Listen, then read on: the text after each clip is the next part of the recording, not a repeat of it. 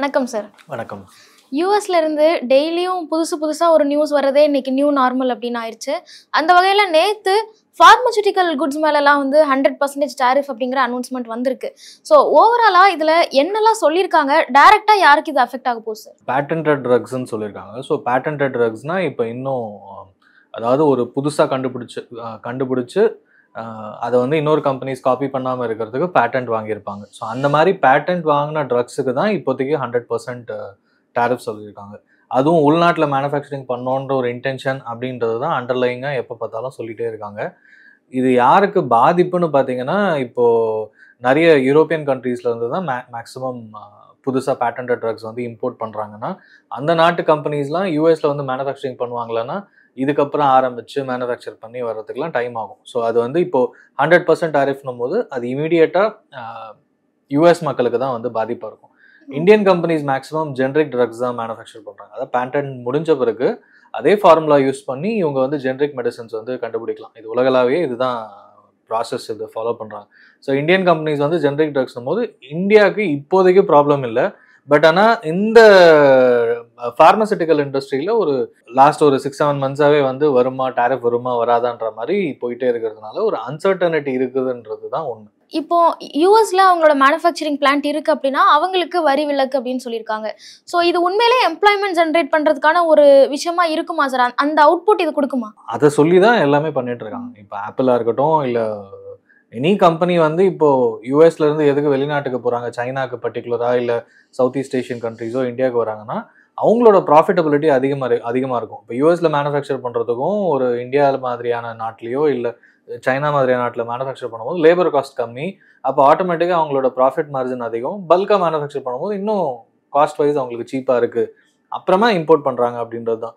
இப்போ இதனால வேலைவாய்ப்பு எல்லாம் வெளிநாட்டுக்கு போயிடுச்சு, யூஎஸ்ல எதுவுமே இல்லை, உங்களுக்கு நான் மறுபடியும் வேலைவாய்ப்பை கிரியேட் பண்ணுறேன்னா ட்ரம்ப் எலெக்ஷன் டைமில் சொன்னது.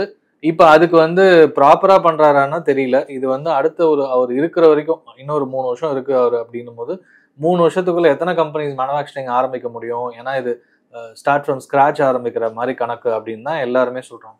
அந்த காஸ்ட் இப்போ சைனாவில் ஆப்பிள் ப்ரொடியூஸ் பண்ணுறதுக்கும் யூஎஸில் ப்ரொடியூஸ் பண்ணுறதுக்கும் ஒரு பெரிய டிஃப்ரென்ஸ், மாசிவ் டிஃப்ரென்ஸ் இருக்கும். அப்புறம் அவங்களுக்குமே லாபத்தில் பாதிப்பு எல்லாமே இருக்கும்.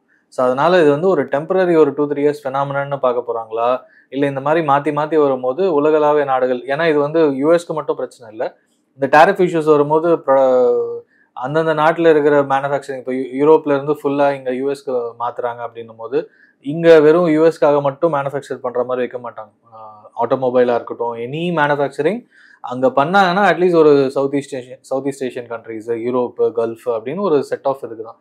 அப்போ அங்கே காஸ்ட் எல்லாமே அதிகரிக்கும் போது எல்லாமே ஒரு சப்ளை செயின் இஷ்யூஸ் எல்லாமே வரும். ஸோ இது எல்லா நாட்டுக்கும் ஒரு தலைவலியாக தான் இது இப்போதைக்கு இருக்குதுன்றது தான் உண்மை.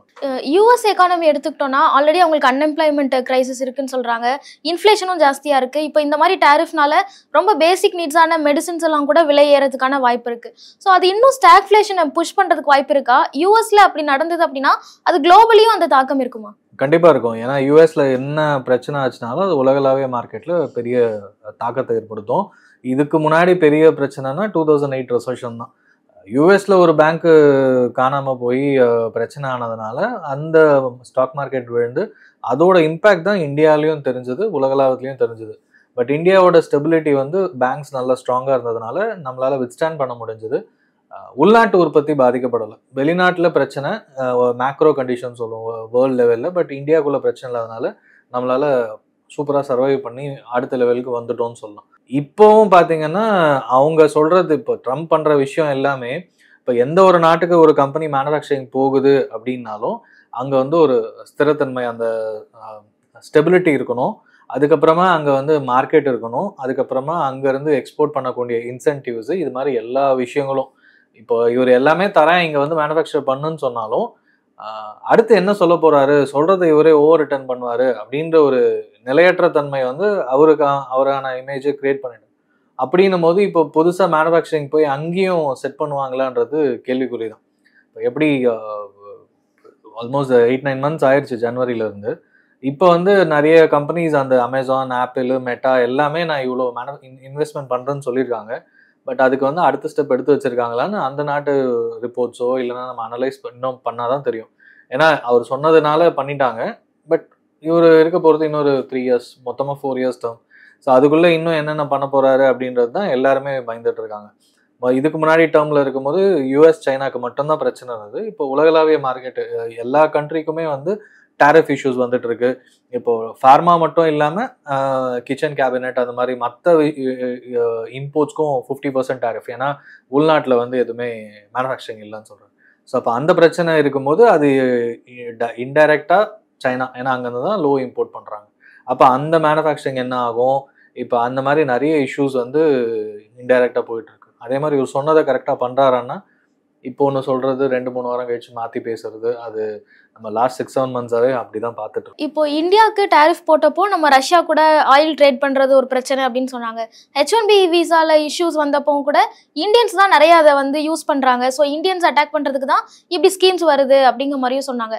பர்டிகுலரா இப்போ ஃபார்மா செக்டருக்கு இப்படி ஒரு 100% டேரிஃப் அப்படிங்கும் போது இதுக்கு பேக் ஸ்டோரிஸ் ஏதாவது இருக்குமா? பேக் ஸ்டோரிஸ் இல்லை, அது ஒவ்வொரு இண்டஸ்ட்ரியா மாத்திட்டு வராருன்னு தான் சொல்லலாம். இந்தியாவை பொறுத்த வரைக்கும் நம்ம 90-95% வந்து ஜென்ரிக் ட்ரக் தான் எக்ஸ்போர்ட் பண்ணிட்டு இருக்கோம்.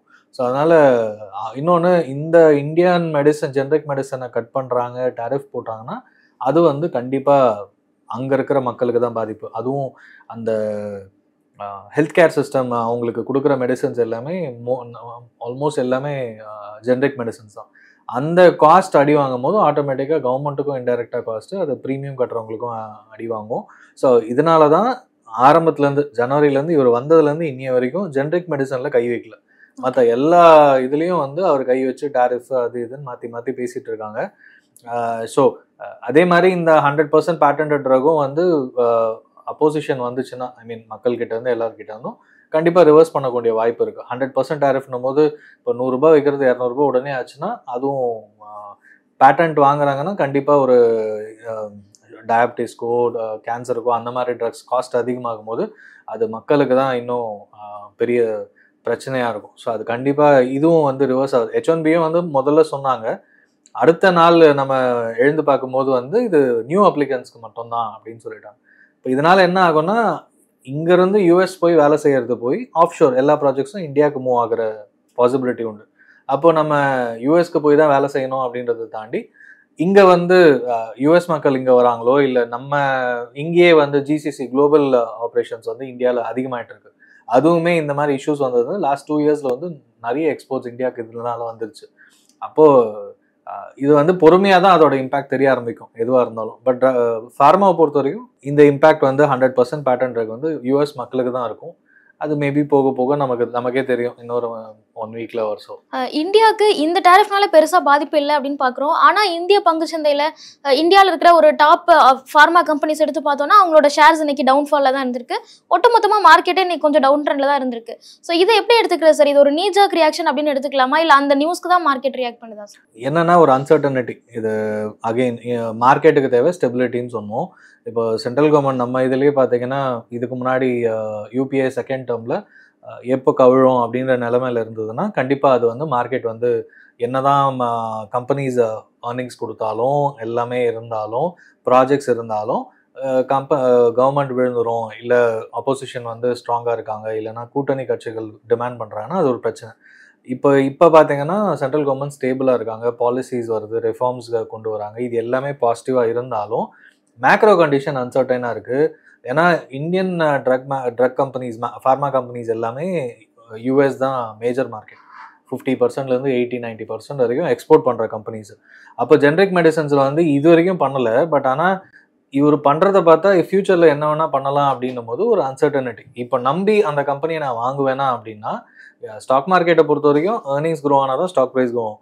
ஏர்னிங்ஸ் க்ரோ ஆனாலும் மார்க்கெட்டில் இந்த மாதிரி பிரச்சனை வரும்போது ஃபியூச்சர் ஏர்னிங்ஸ் பாதிக்க போகுது, இல்லைனா எனக்கு விசிபிலிட்டியே தெரியல அப்படின்னா ஆட்டோமேட்டிக்காக அந்த மூவ்மெண்ட் இருக்காமல் இருக்கும், குறைஞ்சிட்டே தான். அதுதான் இப்போ தெரியுது. இது மோர் தேன் நீ ஜர்க் ரியாக்ஷன். இது ஒரு 7 மாதமாக அவர் வந்து நான் என்ன பண்ணுவேன்னு தெரியாதுன்ற மாதிரியே வச்சுருக்காரு. அப்படி இருக்கும்போது மார்க்கெட்டுக்கு அது பிடிக்கல. அதனால தான் ஃபார்மா கம்பெனிஸ் உட்பட லாஸ்ட் ஒரு 4-5 டேஸாக மார்க்கெட் கரெக்ஷன் ஆகிறதுக்கான ரீசனும் அது. ஸ்பெசிஃபிக்காக எஃப்ஐஎஸ் இந்தியாவிலேருந்து தொடர்ந்து வெளியேறினது இந்தியன் மார்க்கெட்டுக்கு ஒரு பிரச்சனையாகவே இருந்துட்டு இருக்கு. இந்த மாதிரியான டேரிஃப் இஷ்யூஸ்னால எஃப்ஐஎஸோட எங்க இன்வெஸ்ட் பண்ணணும் அப்படிங்கிற அந்த பேட்டர்னும் மாறதுக்கு வாய்ப்பு இருக்கா? எஃப்ஐஎஸ் இந்த சிச்சுவேஷன்ஸை எப்படி ஹேண்டில் பண்ணுவாங்க? கண்டிப்பா வாய்ப்பு இருக்கு. ஏன்னா ஒன்று இந்தியாவோட எக்ஸ்போர்ட்ஸ் பாதிக்குதுன்னு போது அந்த செக்டார்ஸ்லேருந்து எஃப்ஐஎஸ் வெளியே போகிறதுக்கான வாய்ப்புகள் அதிகம். அகெயின் இந்தியன் பாலிடிக்ஸ் அண்ட் ரிஃபார்ம்ஸ்னு பார்க்கும்போது ஜிஎஸ்டி வந்தது, ஆட்டோமோட்டிவ் செக்டார், இது எல்லாமே வந்து நமக்கு செக்டார் வைஸ் அதில் விசிபிலிட்டி தெரியுது. கன்சம்ஷன் ஓரியன்டும் லாஸ்ட் 22ndலேருந்து பார்க்கும்போது கொஞ்சம் நல்லா ஸ்ட்ராங்காக இருக்குன்னு பாசிட்டிவ் நியூஸாக தான் வந்துட்டு இருக்கு. ஸோ ஏர்னிங்ஸில் அது விசிபிள் இல்லை நம்பர்ஸில் அது விசிபிளாக தெரியுது அப்படின்னா ஆட்டோமேட்டிக்காக எஃப்ஐஎஸ் வெல்கம். இது இன்னொன்று வேல்யூவேஷன், இதெல்லாம் பேசினாலும் இவ்வளோ நெகட்டிவ் நியூஸ் லாஸ்ட் 1 இயராக மார்க்கெட் வந்து கீழே போகலை அப்படின்னாலும் அதே லெவலில் இருக்குது. அந்த வேல்யூவேஷன் இன்னும் அதிகமாக தான் இருக்குது. ஸோ அந்த வேல்யூவேஷன்ஸ் அட்ராக்டிவாக இருக்குன்னா இந்தியாவில் இப்போதைக்கு இல்லை. அதனால தான் எஃப்ஐஎஸ் வந்து பணத்தை வெளியில் எடுத்துகிட்டு இருக்காங்க.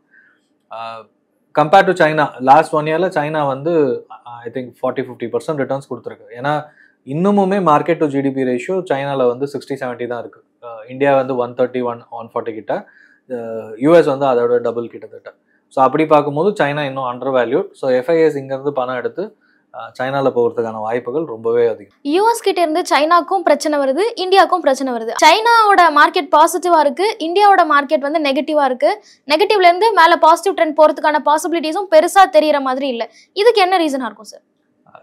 சைனா வந்து அண்டர் வேல்யூடாக இருந்தது, அங்கே வந்து ஹைலி ரெகுலேட்டட். லாஸ்ட் ஒரு 7-8 இயர்ஸாக Chinese return stock market returns பெருசாக கிடையாது. ஆனால் ஒரு கம்பெனி வளருதுன்னா சைனா கவர்மெண்ட் வந்து ஈஸியாக ஸ்ப்ளிட் பண்ண முடியும். அலிபாபாக்கு அது நடந்துச்சு. பெரிய பெரிய கம்பெனிஸ் வந்து அந்த மாதிரி பண்ணுறதுக்கான வாய்ப்புகள் இருக்குது. பட் இந்தியாவை பொறுத்த வரைக்கும் நம்மளது ஓப்பன் மார்க்கெட், யார் வேணா உள்ளே வரலாம், கம்பெனி செட்டப் பண்ணலாம், ரெகுலேஷன்ஸை ஃபாலோ பண்ணிவிட்டு, கவர்மெண்ட் ரெகுலேஷன்ஸை ஃபாலோ பண்ணிட்டு. ஸோ யூஎஸில் என்ன பிரச்சனை ஆனாலும் சைனாவோட கம்பெனிஸ் எல்லாம் இன்டர்னலாக இருக்கிறது. இன்னொன்று இப்போ லாஸ்ட் ஒரு ஜான்-ஃபெப்லேருந்து வந்தது முக்கியமான ரீசன் அந்த டீப்சிக் ஏஐ. ஓப்பன் ஏஐக்கு சேலஞ்சிங்காக அதோட 1/10 இல்லை 1/5 ஆஃப் த காஸ்ட் தான் இவங்க சொல்கிறாங்க.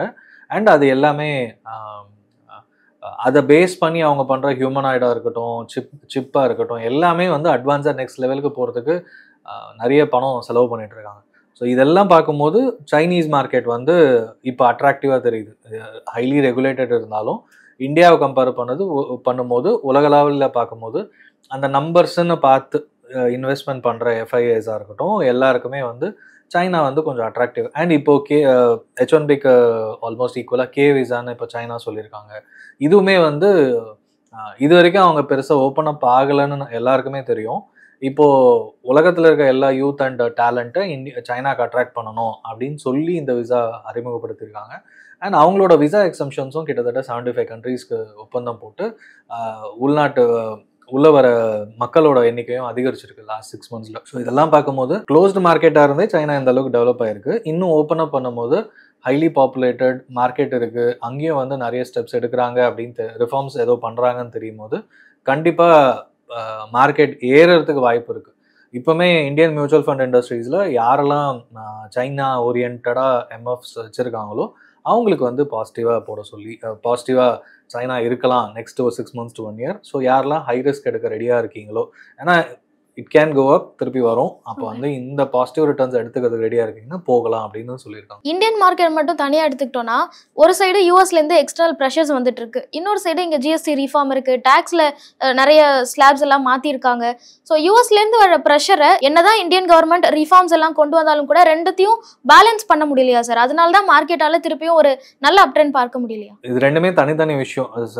பாலிட்டிக்ஸ் வைஸ் வந்து இது காம்பன்சேட் பண்ண இல்லை டர்ன் அரவுண்ட் என்ன வேணால் சொல்லலாம். பட் ஆனால் யூஎஸில் நம்ம பண்ணுற இம்போர்ட் எக்ஸ்போர்ட் பிஸ்னஸ் இது வந்து க்ளோஸ் டு $70-80 billion தான். ஓவரால் ஜிடிபியில் பார்க்கும்போது இது பெருசாக கிடையாது. அண்ட் யூஎஸ் ப்ரெஷர் போட்டுட்ருக்காங்கன்னுன்றது உண்மை தான். அண்ட் அதை காம்பன்சேட் பண்ணுறதுக்கு இன்னும் இன்சென்டிவ்ஸோ ஏதோ அந்த இண்டஸ்ட்ரி வைஸ் கொடுத்தாங்கன்னா அது இன்னும் அந்தந்த செக்டார்ஸ்க்கு இண்டஸ்ட்ரீஸ்க்கு ஹெல்ப்ஃபுல்லாக இருக்கும். இந்த ஜிஎஸ்டி ரிஃபார்ம், ஜிஎஸ்டி வந்து 8 வருஷம் ஆச்சு. இந்த ஸ்லாப்ஸ் வந்து எக்கச்சக்கமாக ஆயிடுச்சு, இது மாதிரி பண்ணாதீங்கன்னு சொல்லி அப்போசிஷன் பல வருஷமாக சொல்லியிருக்காங்க.